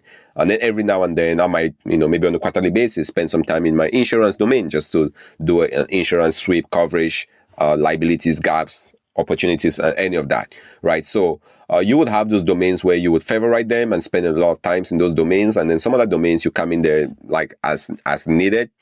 But the beauty of it too is as the AI runs behind the scenes, it might and it should spot gaps and surface that, oh, by the way, you really need to go into your travel domain or into your tax domain because there are some new laws that have been passed that will greatly impact you. And these are the 5 things you need to do right away for you to approve those things to be done. So that really becomes a key concept of why having this domain organization is so paramount, is so key. All right, we've seen the left side for navigation in work. We've seen the UI to the top side. We've gone through, just a recap here, we've gone through the details page to see settings and all the configurations that could be done. We've seen the context that could be brought, and we've also seen the chat experience reach at your fingertips for you to use. The last thing to touch on here too would be this arena that shows up at the domain level. And right here is benchmark. So there might be a question on which model is good for what domain. I think we talked about that a little bit earlier. Now, there is the ability to run, so right now I'm in my tax domain, to run those benchmarks against different models. The results do show up in here, and you can run more benchmarks as needed. So you can always run a new benchmark if needed. And what this does is it tells you is a particular model good for, and I usually like to do this, not this view. I usually like to do this view, tax view. So unfortunately, I haven't run my benchmark successfully yet. But once you get the chance to do it, you would see how each of these models perform against your tax domain, and now use that as insight to decide that, okay, maybe, just maybe, Gemini 3.1 should be my primary model for taxes. Now you can go ahead and set that up. And you're not doing that based on just, I feel, or I just love Gemini 3.1. You're doing it based on empirical data, and that's really the grounding that is needed for this. All right, I'm going to go back here one more time. Obviously, you can archive the domain. We saw how to archive that domain. You can do the archive here, or you can also archive the domain, backup the domain. Backup is very important because this is, we saw, let me go back to the chat experience. I'll click on the wealth domain. We saw that these domains are essentially files within your file system. It might be important for you to back it up, and I highly recommend back it up. The last thing you want is just pollution, deleting your data, missing something. Just it doesn't take too much. Just create like a backup of that folder, and you have peace of mind. So do that. I couldn't emphasize that more. You can even back it up. There are backups on the schedule. Make sure it works, but backup. Ideally, have 3 copies of backups. 2 copies that live physically on the machine, 1 that lives in an external hard drive, maybe with you, in your physical residence, and then another backup where maybe on a quarterly basis or a yearly basis, you have offsite. You have it somewhere with your friend or your family somewhere else. Is that really important? Is that important? Especially if you're thinking about your wealth, your career, your insurance, those kind of things, you really want to have backups and backups, 3 or 4 backups at the very least for the most important items. So that's available in there too as well. So it's actually asking a question, surfacing something here. Can we afford to replace insurance VAC this summer? Is seeing some stuff and suggesting that. And if you want to address this, simply go ahead, take that, bring it into the chat and have that conversation. All right. So we've gone through a significant amount of items. We've discussed through a significant amount of items.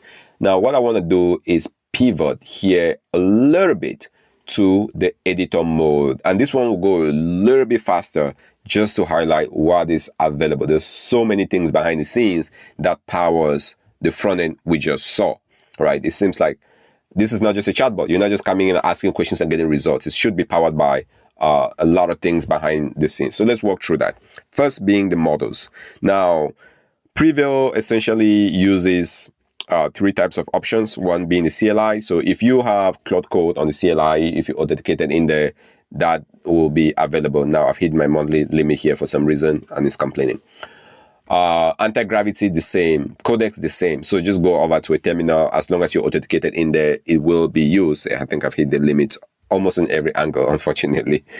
And then if you have Olama installed, or things like OMLX or things like LM Studio, those models too can be brought in.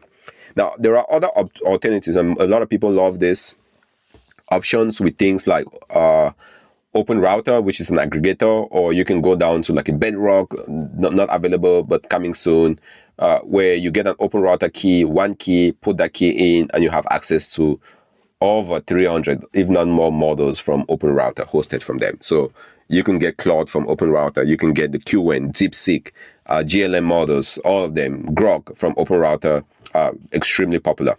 That's really up to you. Prevail, there's no strong opinions about where you get your models from. Whatever you're comfortable with, go for it. If you're comfortable just with open source models, that is fine. If you're comfortable with any of the cloud models, that's fine. And then there are direct keys. So in some cases, you might want to go to Anthropic directly, get a key, instead of going to like an open router, pasting that key in here to directly get the Anthropic models. Now, when you use a CLI, obviously it's using your subscription. Who knows how long this will be available? Just putting it out there. But if that CLI use is turned off, so you can't use your subscription, then the direct key or the usage-based pricing would be what you want to use. But those options are available for you. Next is the console. We saw a little bit about the console, where you essentially will create this console template, and it's used whenever you have questions that require not just one, but a console of models to address that for you. Extremely powerful. Next is the framework. So we talked about the different frameworks that you can use to steer the AI in conversations. Win framework, situation complication, question answer type framework. Any of these frameworks are available for you to use. More to come. If you have some frameworks you typically would like, maybe put that into a prompt or create a skill for it. But these are just template out of the box frameworks for use. So either frameworks or lenses are all available. Next on the list are skills. So skills are extremely powerful. Every vault, as we've seen. So if you take a look at, in this case, this Alex account is using this Prevail demo vault. right now, there are no top level skills. There are domain skills. So you have skills at the top level and you have skills within the domains. Those don't show up in here, but the more skills you have, those skills will show up in here. You can upload your own custom skills. I think a lot of people have custom skills. In the future, there will be the ability to integrate into the marketplace. But skills are one of those things that you have to be judicious on what skills you bring into your ecosystem and how you use them. And that's why Prevail right now isn't plugged into a marketplace. But the big recommendation is if you really have something you need, just create your own skill. It's that easy to create a skill. And there will be a UI in here to create a skill. Or if you have a trusted skill you already use, go ahead, import that skill, point it to a domain, or make it available to all domains, and your skills will show up here. Arena is a big concept. So new models are dropping up almost every single day, and you want a way to come in and test a new model. So like today, this week, everyone is talking about Fable 5. Last week, everybody was talking about GLM 5.2. Well, how well can you test those models? This is where the Arena comes in, right there at your fingertips. You're going to come into Arena, go down to run. So you can see some runs that are happening here. Usually what I'll do, I'll go ahead and clear all of this, run, and dismiss this. We want to dismiss this. So for the very first time, if you're doing a new run, you can browse the presets. I'll talk on presets here shortly, or you can simply select the models you want as part of that run to test. So most people now are doing Sonnet 5 testing. So select that codex, a new model drops, just go ahead and select that model. Anti-gravity, you name it. Once you select the model, you go over to domains, what domains you want to test. Usually I test against all domains. You can test all or manually pick a few domains. Once those domains are selected, you can review. Here is the models that are going to be tested against 9 domains in this case. You can see the 9 domains. If you're happy with that, go ahead and hit run. It will run a benchmark. Well, what questions is it asking? What tests is it actually running? I'll touch on that here shortly. Next are the presets. So over time, you will find that you need a combination of models. Maybe you want just Claude models for your test. Maybe you want to test Claude, Codex, Anti-Gravity, and some models from OpenRouter, from the open source community. So those combinations or permutations of models could grow over time. And this is where you want to create those presets. So here, this is all validated models, local versus open models. Well, this is just local and open models like Llama, QN, Mistra, and maybe a GLM in there as well. Maybe you want just cloud-only models. You might want one model per provider to test. So any combination you want, you can essentially set up that combination and use them over time. And you can also have AI suggest those combinations for you, those presets. Like what models should you test, or what combinations of models should be tested, and AI can suggest that for you. So here you will see these ones are models saved by you, and some of them are both are canonical models. So this was suggested by AI. So saved by you are the ones you actually go in and create yourself. So let's say demo models. It will save whatever combination of models I currently have selected into demo models. So this combination which I had selected, and that's by me, or usually you want to have AI suggest that, but that's really up for you. Over time, you will have those models available. Now, once you have your models, here is where the leaderboard looks like. The leaderboard doesn't look pretty. I think there's another demo we've done on it. I think for some reason this Alex's account hasn't run some scenarios, and the ones we've just run is hitting some test issues. But here you will see a leaderboard. I've done some demos around the Arena, in particular leaderboard, intelligence, value, speed, to help you decide what models to use. You can chat the models, see histories of your run, compare models against domains, see what questions, and this is really important. So when you use the AI to run the benchmark, it's going against your data. And the way you have these questions, so you're not just trusting some benchmark from OpenAI or from Claude. You are trusting your own context, your own data, and the way you ask and answer questions. So right here, if you see, let's pick career, for example. Here is a career question. This is the scenario. Here is the complexity of it. Here is what you expect to answer, and the keywords to look for. would AI answer the way you answer, and what is important to you, your decision, your state, your constitution, your ideal state, your preferences, all of that. It factors into being able to answer that question. Now, if you provide that additional context in the questions you create, so I'll just go ahead and save that. Now, this is your library of questions that ideally you should build over time, or you can have AI help generate that for you. So you can always suggest with AI, pick all domains, 8 questions per domains, let Fable 5. And maybe this is something where you might want to have Fable 5 generate the questions, because what it does is it reads your vault, understands the different contexts and the ground truth, generates the prompts based on that. You can dial it and fine tune it, and then you create these questions once. Now, once you have the questions, then you can now send it against your benchmarks, run your benchmark against it. Now, there is really that understanding, and there's no illusion about this, that having AI generate questions that AI is used to test against or benchmark against, does that not defeat the purpose? Maybe it does. It's just like, there was a time where Tesla was essentially generating synthetic data of vision to train the Tesla models, their cars, on how to drive on the road. Is that kind of secular? Maybe, maybe not. But it does at least give you a rigorous framework for testing those models. Now, once you have those models tested, as we saw earlier, you then can figure out which models are good for which domains, and then set up the preferences for those domains to use the models, and maybe factoring in price, cost, value, and making those decisions. Model Scout here, it's essentially, you could use this, but models are being released almost every day. I'm sure by the time of me finishing the recording of this video, 5 new models will be out there in some leaderboard being tracked. If you want that, this can scout and recommend those models for you. And then for the benchmarks, obviously running benchmark one at a time is fine. But if you wanted to, you can essentially put the benchmark on the schedules to run maybe every week, run a new benchmark, surface the models that are important. And then when this benchmark runs and the models are scored against the domains, there is another daemon that actually looks at the best models by domains to set up the preferences for those domains back in your work area.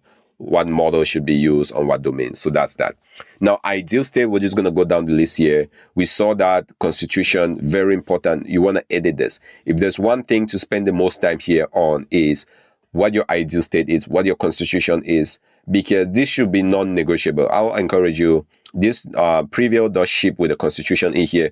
Go ahead and read it, and the constitution might be completely orthogonal, might be completely different from what your own constitution would be. But that's why you are you, and you are not everybody else. So go ahead and put in the constitution that is relevant for you, your wealth, your health, your travel, your insurance, you name it. Put that constitution in there. Why? Because it all goes back to fit the context as you're having conversation, and it learns over time. Now, below the constitution, this is the omega. And this is where it, over time, constitution is what you put in.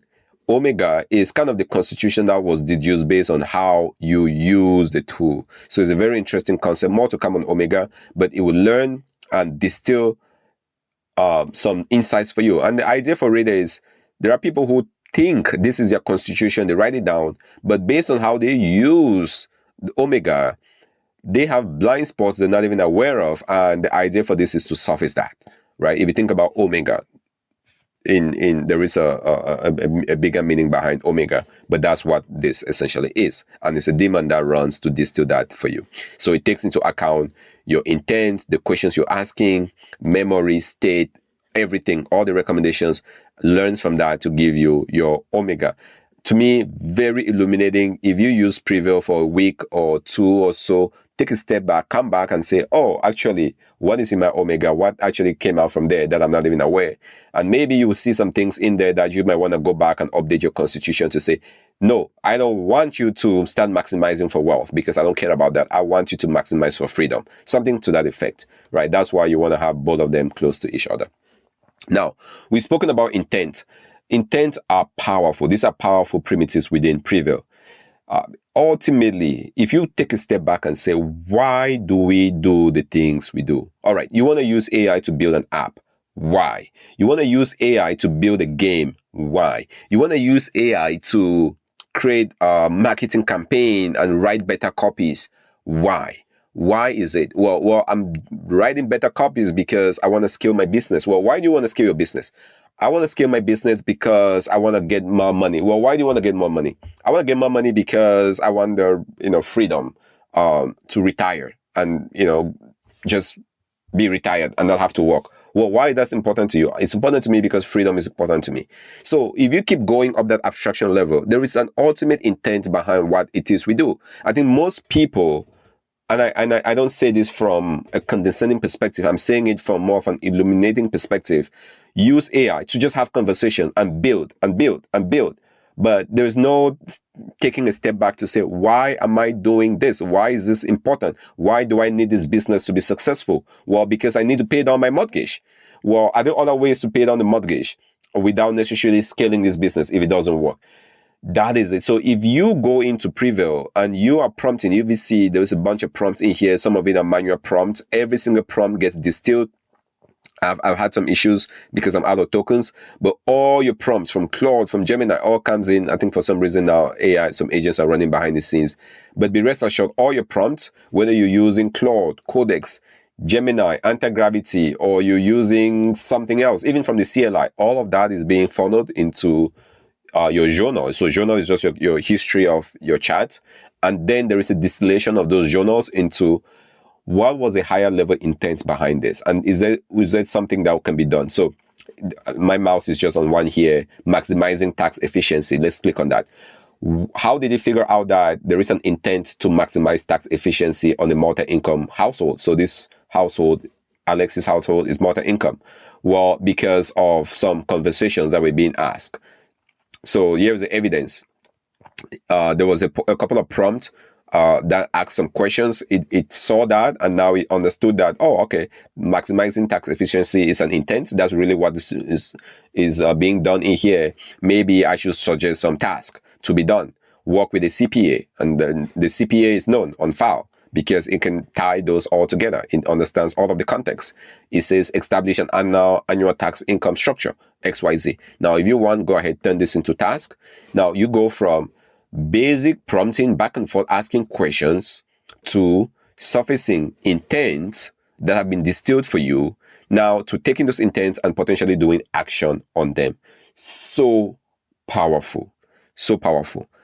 This is something that I think we need to do more of. If you only are prompting and not taking a step back to say, what is my intent? What am I trying to achieve? You're potentially missing a lot. So here you see building household financial resilience against major shocks. That is an intent. Well, how did they figure it out? Based on some prompt. Well, then what are some open questions? There are some things to figure out. Did this individual replace the HVAC? Is there enough emergency savings? If not, what are the action items to take? Can we turn those into tasks and work on those tasks? And those tasks are assigned to domains. Let's actually see assigned to the relevant domains for insurance, for wealth, for health, because those are the domains that are related to this. So now you have a way to go across not just one discussion with your wealth or one discussion with your insurance or your homestead, but you can now have a broader intent, because if you have financial resilience, it affects how you stay, your home, it affects the insurance, it affects your wealth, it affects even your health, your mental health. There is just so much that needs to be connected, and the intent surfaces that for you. So extremely powerful. You can manually distill the intent, or there are demons that runs behind the scenes to distill this intent for you, and I'll touch on that here shortly. Prompt, we mentioned, you saw in intents. Just one more thing here real quick. The prompts are what you essentially type in. Every question you type in, whether you're using the chat interface, agents are running, even if you're using the CLI from Claude or Gemini or Anti-Gravity, any tool, Pi, Hermes, Paperclip, you name it, all of those gets funneled behind the scenes. The architecture funnels all of those behind the scenes into one central location for you to interrogate. Now, how does it get funneled? This is where prompt is. So this is actually prompt capture. So with one click, you can install prompt capture You can see 1,000 or so prompt already captured for me. It's capturing the prompt from Cloud Code, Codex, Gemini, Anti-Gravity, OpenClaw, Hermes, Pi, Prevail. All of it is being captured and gets funneled into this location. If you want to see what the location is, go ahead, click that demo, build.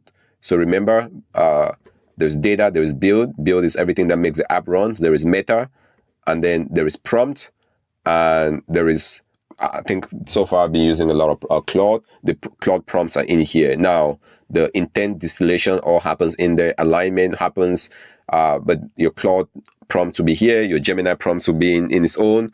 Your OpenClaw prompts, your anti-gravity prompts, so wherever you're coming from, you have this shared context. Everything comes together. So there are a lot of people who swear by Gemini. If you prefer Gemini, go ahead, use Gemini.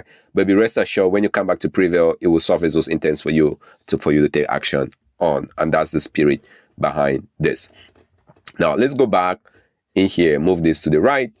We're going to move back to the right. So that's prompt capture. Once you install it, again, it's a one-click install.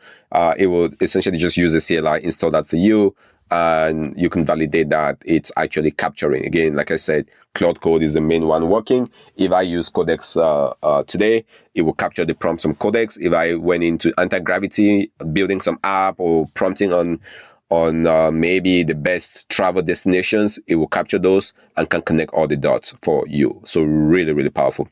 The daemons are what runs behind the scenes to capture the memory, distill that. There's not really much to do here other than just validate what's going on. Reminders for you, that's off.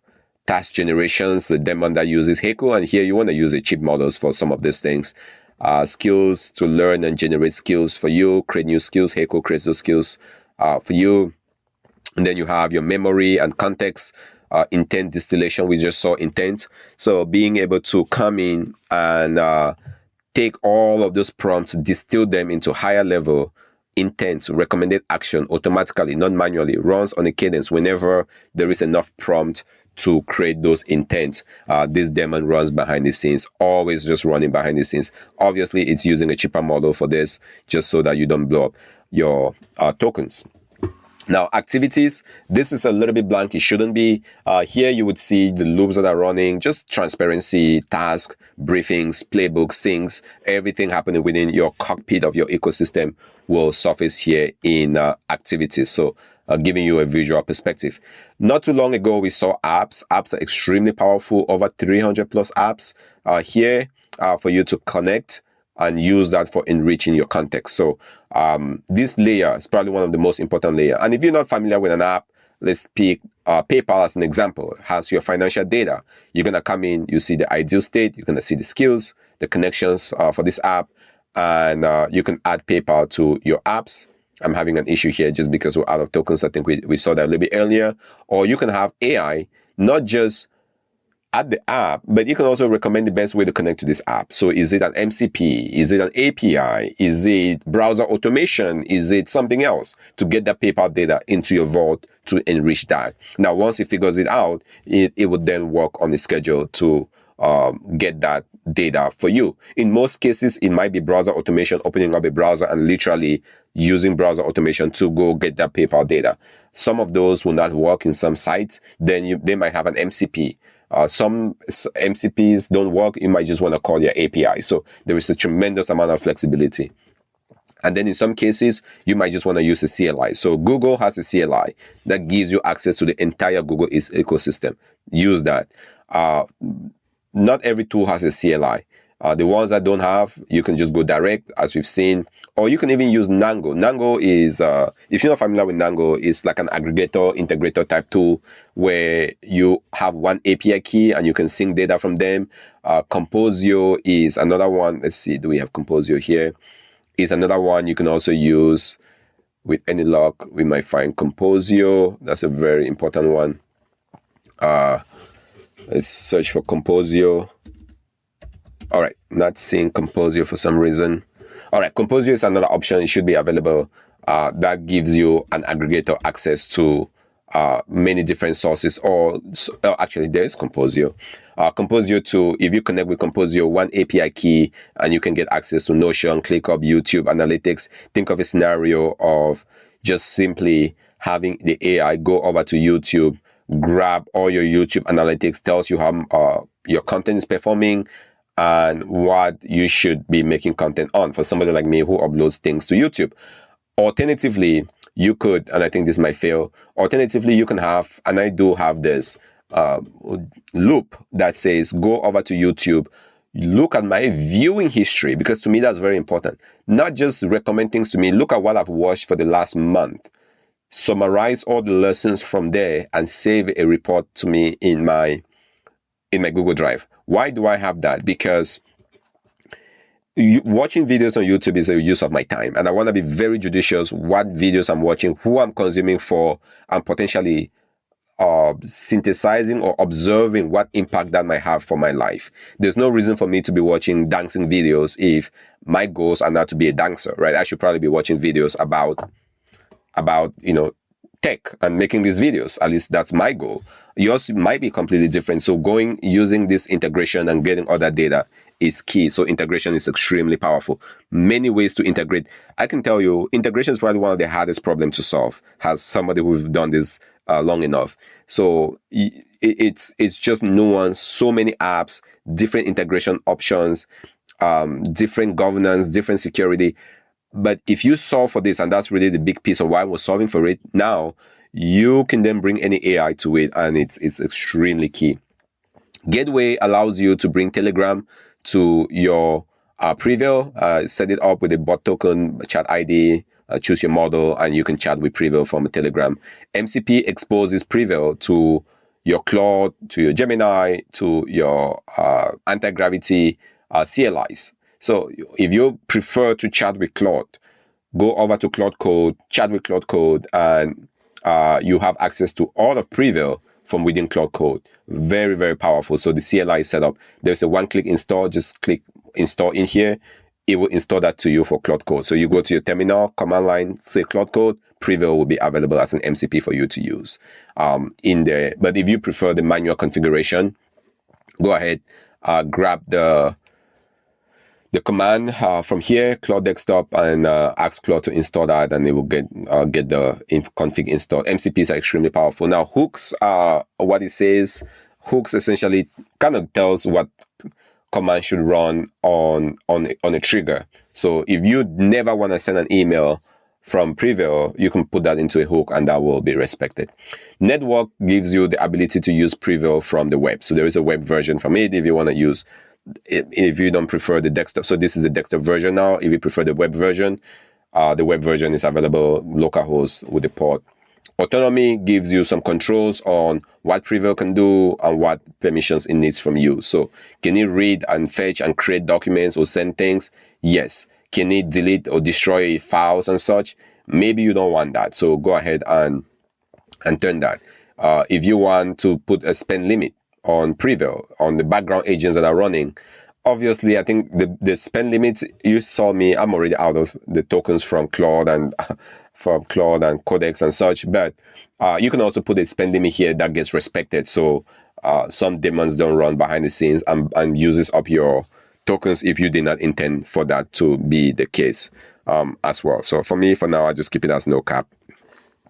And then privacy is also very key. You can lock down your vault, and you can see the vault is locked below here. It's indicated. And what that means is Prevail can only read and write from your vault.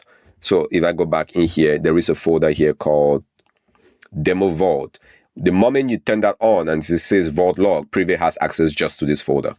If you turn it off and say, I want it off, now Prevail can scan your entire drive to maybe find some information in it. So again, what you're comfortable with, go with that. Incognito mode turns it on at the global level. So if you have that turned on, like I just did,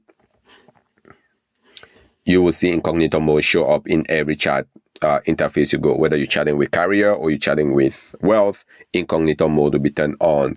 There might be a reason for that to be on, again, depending on your preferences.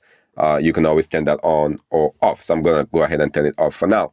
Telemetry is being collected in Prevail, mostly around when the app is open, what Mac OS version is used, demons that are on and use no data, but those can be turned off and on as well with telemetry. And then safety, obviously, if you want to put the passcode, I think I've shown at the beginning where there is an account with the passcode, an account with encryption. These are not foolproof methods. I wouldn't rely on this. The biggest thing is just have a backup copy of your data. Back it up. Like I said, 3-4 copies of backups, 2 on your machines, 1 on an external drive sitting somewhere, maybe in your house, easily accessible to you if you needed it, and then 1 in an offsite location, either offsite in the cloud somewhere. That's really up to you, but 3-4 backups is always key. As well.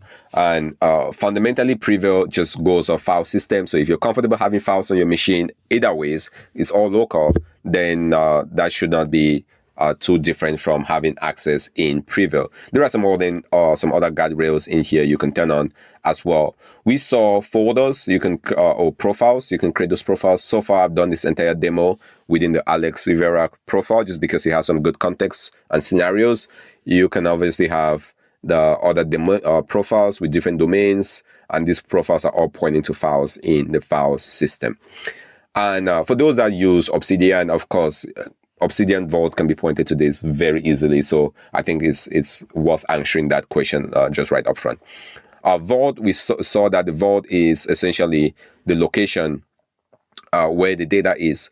Now, for the demo, this is pointing to the demo Vault. If I switch to production, it will point to the production vault. So if I won't do it right now, but if I went to Jane, it would switch to Jane's vault and not the demo vault. And then here the backup is turned on, so this vault is getting backed up daily. Daily might be a little bit of too much, so maybe on a weekly basis. And then you can see what the next run is. The vault is active, obviously, as such, and you can see the vault location. You can archive the vault. You can change the backup location with this. So many things that could be done. General settings, obviously, every time you type, you can get a noise. Send messages in the background. You can change the themes and colors and all the good stuff you would expect from a powerful tool like Prevail. Let's finish the demo with the green. I think that's actually interesting as well. And then, so those are your preferences. And then about is the current version. Depending on when you're watching the video, you might be on this version or a different version. And it will take a tour. You can see the documentation, update log, the previous CLI. So all of this is the UI, has a CLI component that drives it. For those that are a little bit more advanced and you want to understand what works on the previous CLI, that would be a separate demo, a separate masterclass I can do on that, but that would give you access to that CLI. Now, I think that kind of brings us to a wrap. Let's see, can we take a tour pretty quick? Maybe not. Next time we'll take a tour. So that kind of brings us to a wrap. Just to take a step and do a recap of what we've seen. There's been a lot. So we've seen quite a bit. From the left side, the construct of domains. You really have to dial in what domains means to you, what applications are useful for you, what context is relevant for you, what profiles do you want to build. Going into the editor mode on setting things up the way you want, the models of choice for you, your council of models, frameworks relevant to you, skills, testing these models and frameworks, ideals, intent, management, connection to bring in additional context, privacy and governance, and then profiles to make you work better and more efficiently. So that's what we've seen in today's recap. All fundamentally comes down to files and folders on your file system. You own it. You control it. If you're not happy with Prevail tomorrow, you want to move on to something else, simply point your folder to another system and off you go. So let's do a recap here on what we've seen. We've seen quite a bit here. We've looked at the different concepts within Prevail. I'll just do a recap here. The vault is open. You can carry it, integrate it with Hermes agent. And maybe I should touch on that here a little bit quickly. You can integrate that with Hermes. You can integrate that with Pi. You can use that with Obsidian if you want. And just to touch on it, I think we missed on that aspect. For this, we're going to go to the workboard, pick on the work item. And if you pick on a task, open up a particular task, as such, you can essentially use this task to delegate this to an agent, if I could find that. If not, we will cover that in another demo. So that task is now to me. Okay, I think. All right, perfect. So right here on the task, you can delegate that to, say, Hermes. If you use Hermes, you can essentially hand over this task. It will trigger Hermes. However you've set it up in there, and this task could be delegated to Hermes. So for those of you that are Hermes users, Pi users, OpenClaw users with your own agentic systems in there, you can delegate to those as well. So you're not just delegating to models, you're delegating to harnesses as well. We've seen the different groups of domains, probably the most important concept within Prevail. We've seen the different surfaces of using Prevail. We've also seen the chat and the console experience. We saw the loops and playbooks, how important it is to think about those loops, those repeatable activities that you can have run on a schedule, surfacing things for you or taking actions. We've seen the integrations and connectivity with apps, with connectors to enrich and to sync into your vault and context. We also saw task, decisions, memory. As you use Prevail, intents are discovered, decisions are also discovered, memory compounds. It fits back into the context to make your chat experience even more powerful. There are themes, of course. We're ending up with the green neon, whatever color this is. Some people might like it as well. If you're not a fan of it, you can always just go the white mode as well. That's okay too. We've seen that. And then we've also seen how this is all about bringing everything together. It's all about bringing the context. Prevail is not opinionated about what tools you use. If you use Codex, fine. You use Hermes, fine. OpenClaw, fine. Prevail can learn from all of them. Even if you come to Prevail once a month, it still can connect to all the sources and give you one context. There are people who would use paperclips for building their human company. There are people who use paperclip and OpenClaw and Codex for different things. Well, when you want to connect all of it, well, Prevail can be that layer for you to get everything connected. So hopefully this was helpful. I think it's been quite a bit. Hopefully this was a very powerful masterclass. There is a lot happening. As you can imagine, this space moves fast, and so is Prevail. If you have feedback, if you have comments, if you have, oh, I'm running into this issue, or that did not quite work, or that way of thinking of it is not thinking of it, or this is what I'm really, really, really wishing to have, let me know in the comment section below, and we will definitely see what we can do around a couple. This is that intelligence should be personal. It should be with you, and it should compound over time. A lot of people today are struggling with what AI model to use, but there are some others that are thinking about building that intelligence layer that regardless of what AI model they use, it will work for them. And these are the three theses. One, or well, not three, several. One, AI for your life will matter more than AI for your work. Two, context will compound. The more you use Prevail, the more it learns, and everything it learns is written to a file system you own. Files and folders have been around for the longest time. They're not going away. When Prevail was built, it was intentional to make it that no database, no abstract construct or system was used, no matter how powerful it is, because files and folders have been around and they will always be around, at least as long as we can tell. And that context compounds. It brings a council of advisors to advise you. The context that you own is the most valuable context. It doesn't belong to OpenAI. It doesn't belong to Anthropic. It doesn't belong to Codex app. It belongs to your own app. And Prevail being open source, you can take it with you wherever you want. Your life deserves the same rigor. I think there's a lot of people who are building AI harnesses and skills for building apps and games and starting companies, marketing campaigns, all of that. That is relevant. That's all relevant. But if you take one level higher above that, your life, what you do every single day, your health, your wealth, your career, all of that, that having the same rigor that has been applied to engineering for your own life will be very differentiated. And the people who invest in that now are the ones that will win and be differentiated in the future. So thank you for watching. I think I'm losing my voice. It's been a great session here. If you've watched to the end, I can tell you how excited I am. Do me a favor, share this. Just one share with somebody you think might get value out of it. As always, this is Fru. Thank you for watching. I'll see you in the next demo.